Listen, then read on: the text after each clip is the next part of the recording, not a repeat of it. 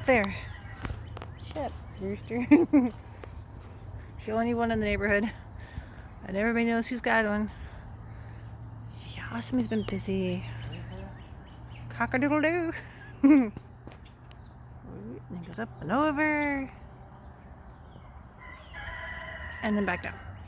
Doodle-doodle-doo, he says.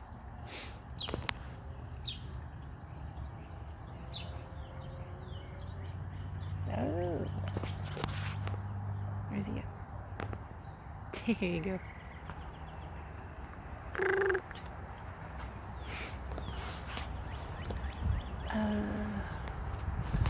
So that bed, the very last bed outside of the outside part. What's in there besides the hazelnuts and let's see, hazel, and whatever that guy is.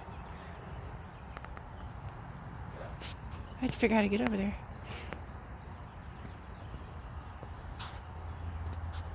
That bed that goes around with the hazelnuts. Yeah, let me show you.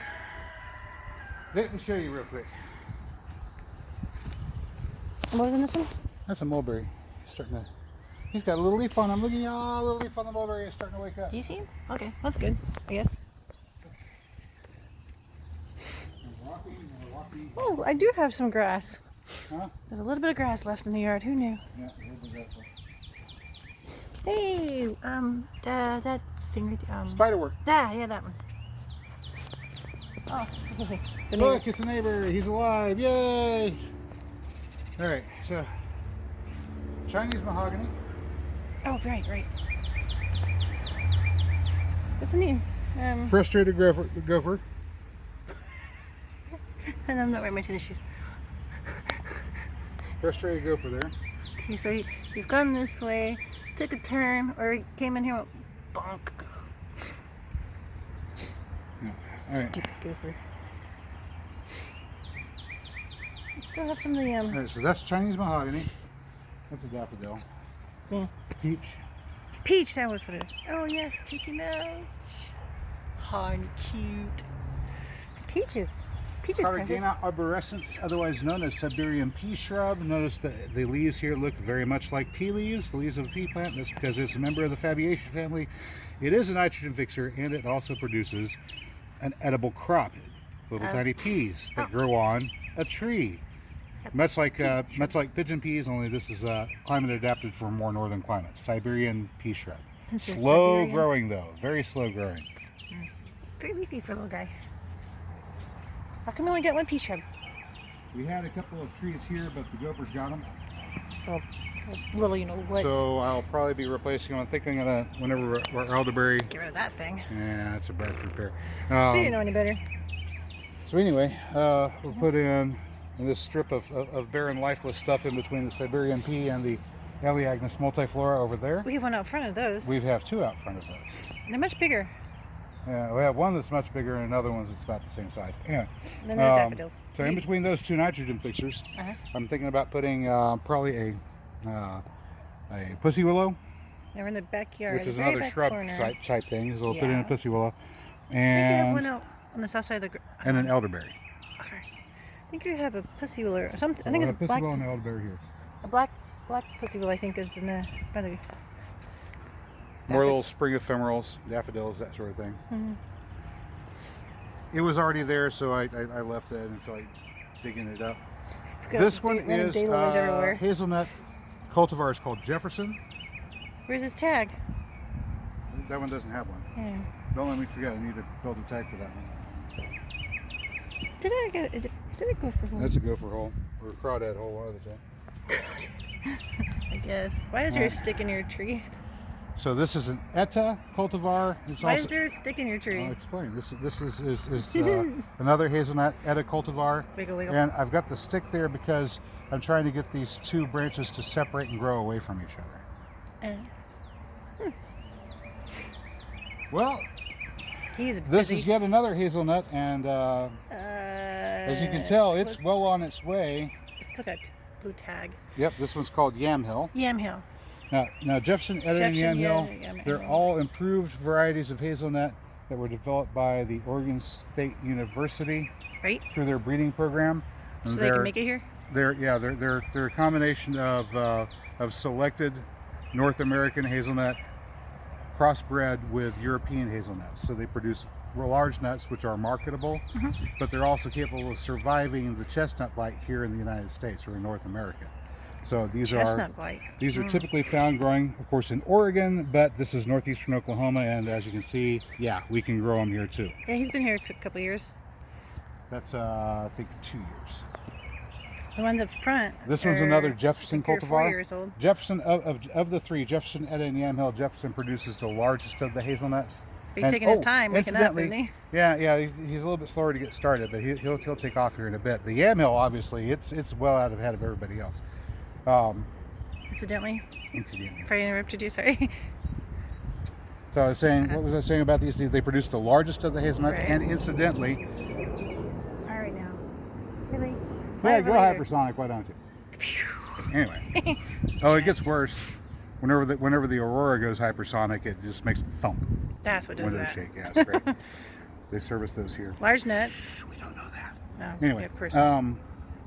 so larger nuts, and unlike the Barcelona European cultivar of hazelnut, Jefferson usually fills out.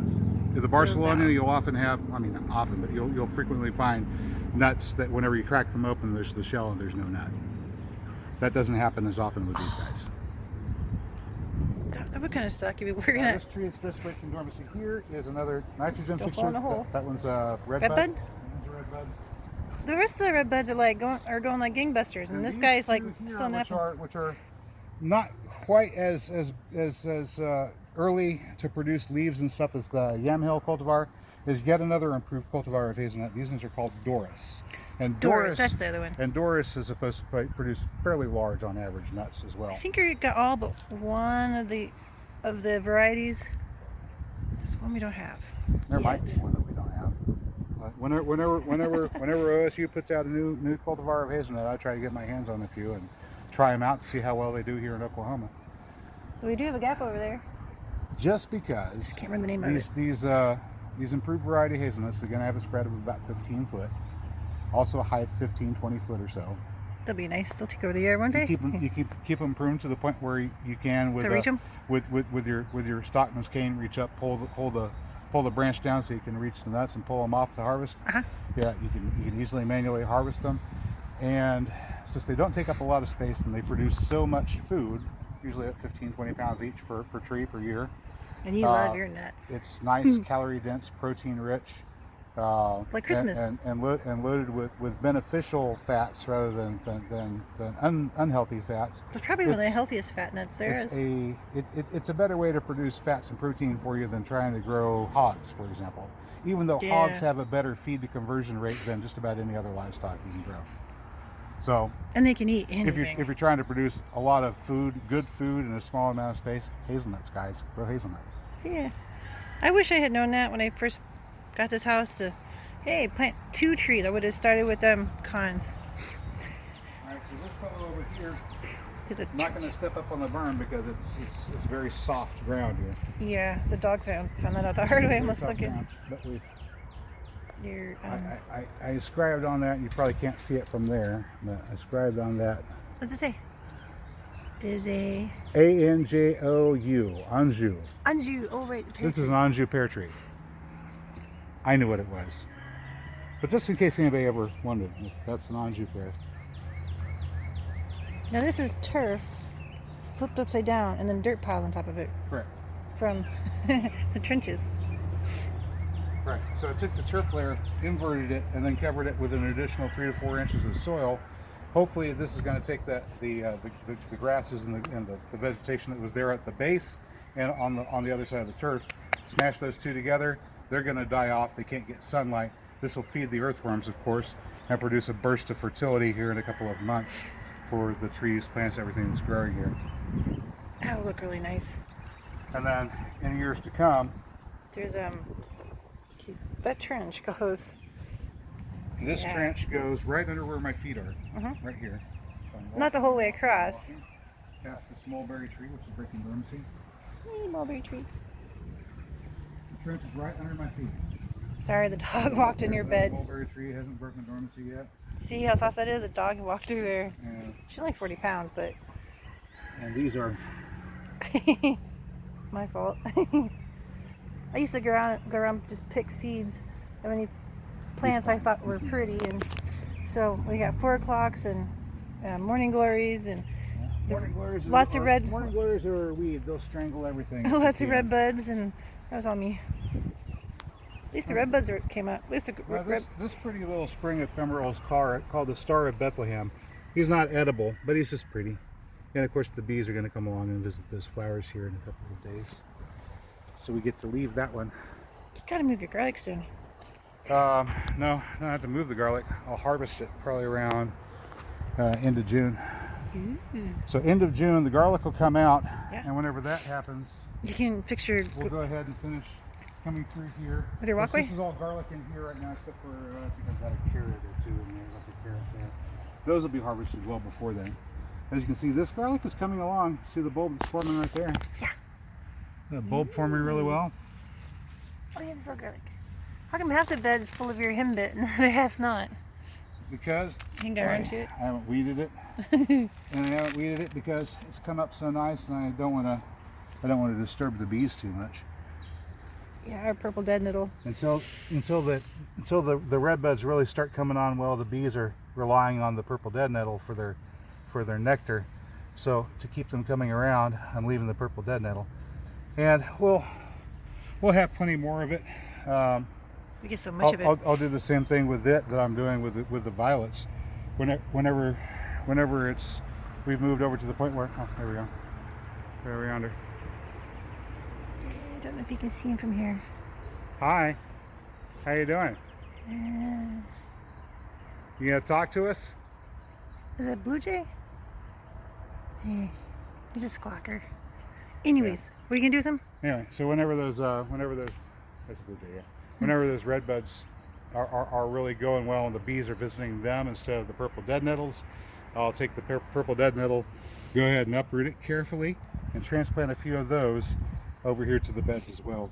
Or they'll just probably migrate into the beds eventually. They'll probably grow on their own. Just anytime you disturb the soil around here, since the seed bank is just full of the purple dead nettle seed, you're likely to get some. But you're also likely to get a lot of chickweed and other stuff like that. But I want to make sure I have that because it's such a... Nice for the bees. I want to make sure we have that because it's such an important source of nectar for early pollinators. That's the original gopher proof. Actually, I think this is the original gopher proof bed. And then that one came along. Right, yeah, so this is these two here are the original test of concept gopher proof beds. This one is of course with the cinder blocks and the wire cloth underneath, and over here where these garlic are, we just made a trench and put a V of hardware cloth into the trench, backfilled it with soil, and then planted the garlic into it. And we've got these rocks stacked up at the very ends of it. They go down into the soil here. There's one at the surface level. There's another one those little boogers out, right? To keep them from coming in from that direction. So yeah, these are it seems to have worked. These are beds that the gophers can't get in underneath to get to the garlic. Well, seems to have worked because walking onions, they're going like gangbusters. That trench runs under my foot here, and eventually it will come through here. This pathway also will be a trench, and it'll be all the way across from this foot to that foot. Where does that soil go? Well, it goes back out here onto the beds. We're going to build up the height of these beds and the height of the entire backyard overall to 2 foot above grade where it is now. We'll have to get like a retaining wall going around. Yeah, we'll have a retaining wall as we approach the house, because the house will actually be lower than the rest of the yard. Redbird. Oh well. Cardinals are everywhere. Oh, sorry. Sorry. You were planting irises. These daylilies here were uprooted, sitting in the sun for about a week or so before we finally got around to transplanting. They're a little bit sad, but they'll recover. What's this wee stuff? I didn't do that. I have a mouse in my pocket. You and your mouse. These ones here in this little island and over here in this little island, those are the ones that we rescued from certain destruction a couple of years ago when they were putting the highway overpass bridge through. We went out there and dug them up and brought them home. We don't know what kind of flowers they produce yet, but we know they're daylilies, so Probably orange. this year or maybe next year we'll see what kind of flowers they make. I don't know. We'll see. All right, back to work.